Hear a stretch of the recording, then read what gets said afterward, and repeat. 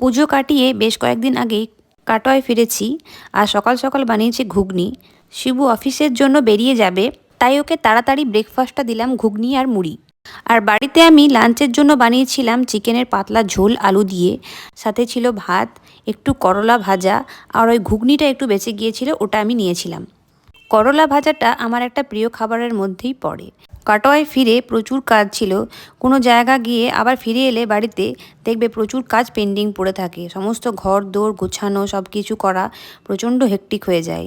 যাই হোক, আমার তাই মনে হলো তাড়াতাড়ি করে চিকেনের ঝোলটাই বেস্ট হবে। আর এরম চিকেনের ঝোল দিয়ে ভাত খেতে আমার বেশ ভালোই লাগে। ইদানিং করে দেখছি তোমরা বেশ কয়েকজন এসে কমেন্ট করছো যে আমি বেঁচে থাকার জন্য কি আর্নিংস করি।